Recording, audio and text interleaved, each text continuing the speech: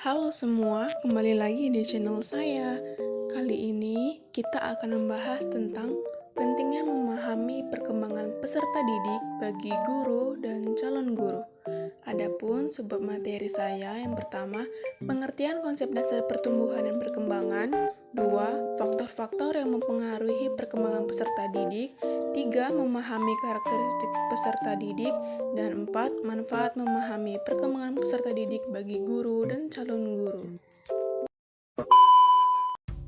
Yang pertama, ada pengertian konsep dasar pertumbuhan dan perkembangan peserta didik.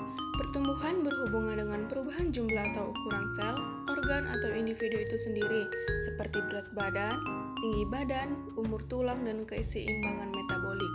Sedangkan perkembangan merupakan sebuah proses perubahan yang terjadi akibat dari kematangan dan pengalaman. Menurut Harlock menyatakan bahwa antara pertumbuhan dan perkembangan secara umum memiliki persamaan dan perbedaan.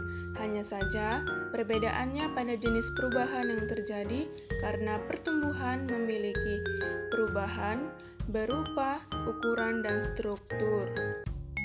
Selanjutnya yang kedua ada faktor-faktor yang mempengaruhi perkembangan peserta didik sekolah dasar. Yang pertama ada faktor internal dan faktor eksternal.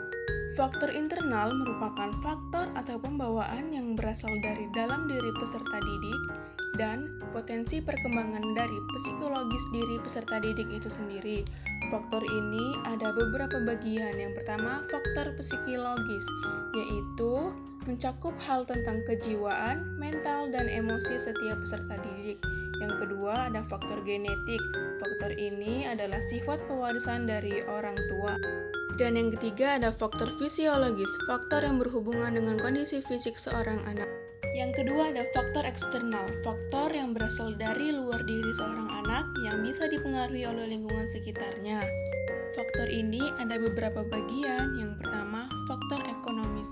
Faktor ini sangat penting dalam kehidupan seorang anak, di mana biaya sangat diperlukan untuk kebutuhan sehari-hari maupun pendidikan. Yang kedua, ada faktor biologis. Faktor yang akan berkaitan dengan kebutuhan hidup pada saat seorang anak baru dilahirkan ke dunia ini.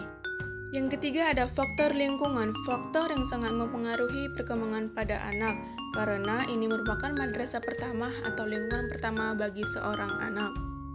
Yang ketiga ada karakteristik peserta didik. Memahami karakteristik peserta didik sekolah dasar merupakan salah satu hal yang penting yang wajib dilakukan oleh pendidik dan calon pendidik. Ada beberapa hal yang harus dipahami oleh guru kepada peserta didiknya. Yang pertama, jumlah siswa. Hal ini menentukan porsi belajar yang harus diajarkan di kelas-kelas kecil atau besar. Yang kedua ada latar belakang.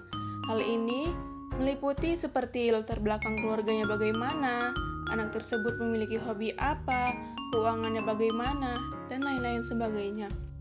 Yang ketiga ada minat belajar. Hal ini dilakukan agar guru dapat mengantisipasi atau melihat antusias orang siswa.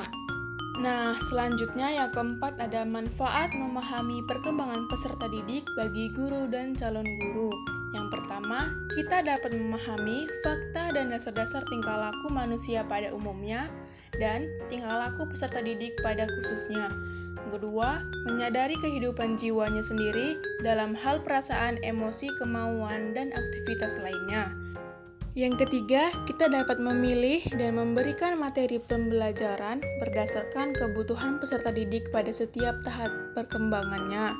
Dan yang terakhir, yang keempat, kita dapat memilih strategi pembelajaran dan penggunaan bahasa yang sesuai dengan tahap perkembangan pemahaman peserta didik.